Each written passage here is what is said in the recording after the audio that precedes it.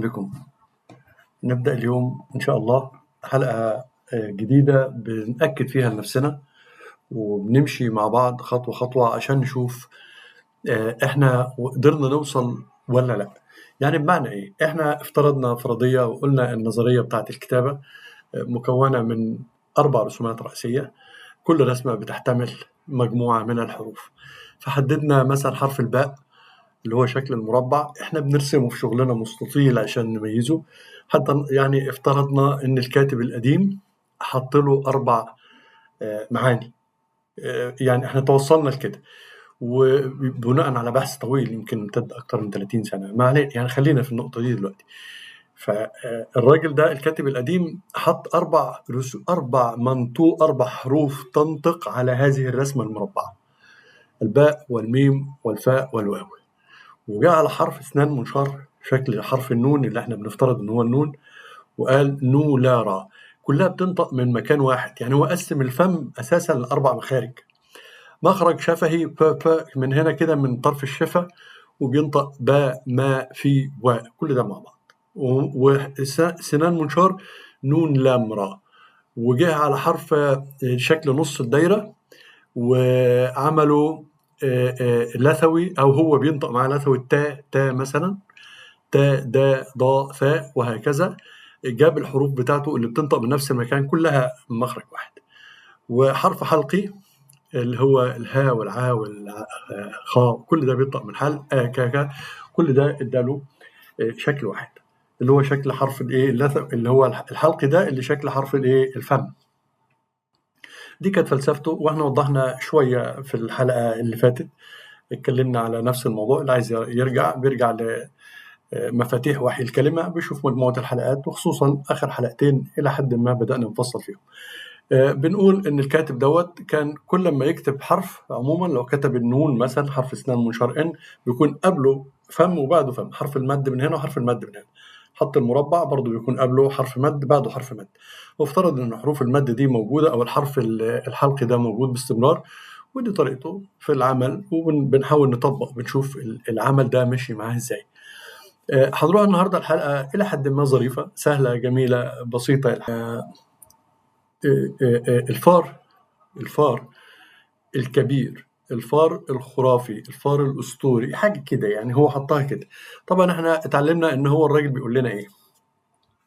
رسم مثلا طائر السمان، لما حطه جنب ابو الهول خدنا في اتجاه ابو الهول. رسم طائر السمان اما حطه جنب اله هياخدنا في اتجاه فرعون، لانه طائر السمان بينطق برضه فرعون زي ما بينطق ابو الهول. دي الابجديه اللي احنا افترضناها ودي اللي احنا شغالين عليها. رسم طائر السمان وحطه جنب الفار الكبير وقال فار خرافي او فار كبير. طب الكلام ده ماشي ازاي؟ ماشي صح ازاي بالطريقه ديت؟ عايزين نروح كده بشكل ما الى يعني نبص على الكتابه بتاعته. وجاي بيقول ايه هنا لما جاء قال فار، واللي تحت منها فار او جرز يعني فار برضو اسطوري، وقال خناق الفار او نبات سم الفار. هو شاف كلمه النبات دي فراح قايل نبات. ماشي اوكي، يعني خلينا حاليا، يعني ما فيش مشكله دلوقتي يعني، بس اما نروح لها نلاقي الجمال احسن من كده شويتين. فهنا لما جيك فار حط حرف الباء وحط وراه حرف النون، فراح عليها بنه على اساس الدي دبليو او واو، بنه كده يعني قرا كده. فهو الحقيقه ان هو لو كان مدرك في وقتها، وطبعا بارك الله في العلماء دولت، العلماء بتوعنا، العلماء اللي حطوا الكلام ده وقدروا يفنطوا الكلام ده، العلماء دول تعبوا بدرجة لا يعني ليس لها مثيل عشان يطلعوا هذه المعاني من وسط الرسومات. هو استنطق الرسمة بشكل كويس وقدر يقول لنا المعاني، ودي في حد ذاتها موضوع مجهود فوق الخيال فوق الوصف، مجهود العلماء دول.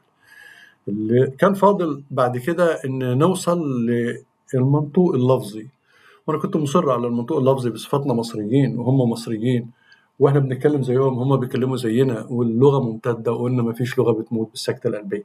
فلما رحنا نبص على الكلمه ونتاملها لقينا ان الحرف ده حرف تبادلي: باء مي فا وا. ما هو رسم فار، يبقى انا كده رايح للفار. ادي البي، وده النون، نون لام را، سنان منشار تبادلي، نون لام را، فبقى فار، ورسم الفار. مش محتاجة فار ورسم الفار. الشكل شكل الكوب ده او الجرة ده او الكلام ده واللي عليه الماوس، يعني ده كلام جميل وهنروح له ان شاء الله ان شاء الله. بعد 10-15 يوم هنتكلم فيه، وهو نطق معانا اسماء بلاد رائعة وجميلة خصوصا في الصعيد. نطق اسماء بلاد حلوة جدا وكان له معاني طيبة. هنروح للحرف ده رائع. المهم خلينا نكمل طائر السمان والفار. وجه هنا برضو تحت، هنا برضو حط طائر السمان والفار، طائر السمان والفار. طائر السمان أساسي، حتى لو ما رسمش الفار وكتب سم الفار وحط طائر السمان أساسي في الموضوع. فهنطبق عليها ونشوف ايه الموضوع عشان نأكد لنفسنا احنا ماشيين صح ولا احنا عندنا حاجة مش مظبوطة. ما هو احنا لازم بنطبق اللغة بتاعتنا. الحلقة ديت حلقة تطبيق للكلام اللي احنا قلناه. يعني احنا افترضنا فرضية وكتبنا طائر السمان ورحنا وخلينا، طيب نشوف الكلام ده صح ولا لا.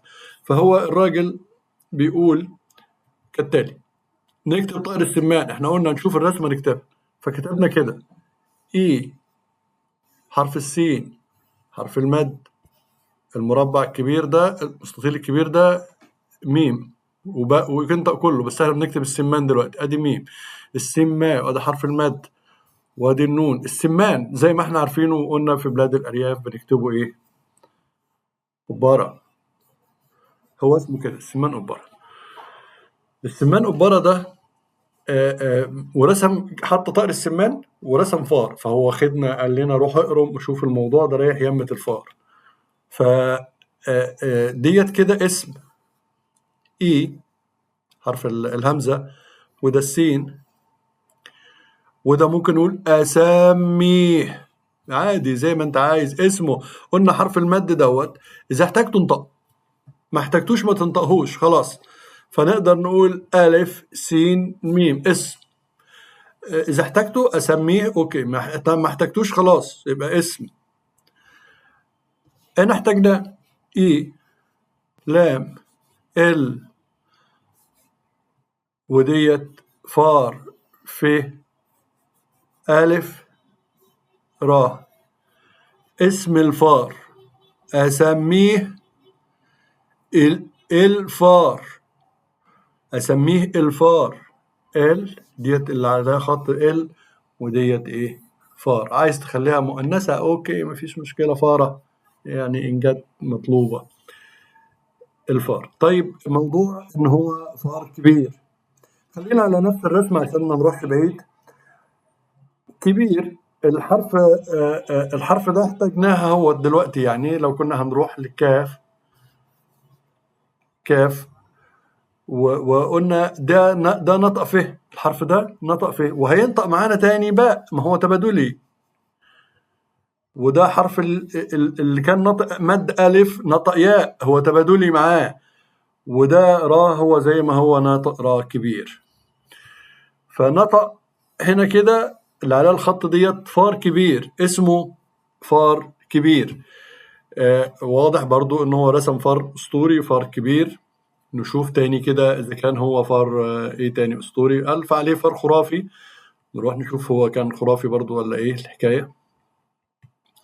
نشوف نستنطق الرسمة ان لقيناها كويس. هنكتب طائر السمان، ده حرف السين، الياء، الميم، الالف، المد، النون، وقلنا قبرة، ب، ألف، را.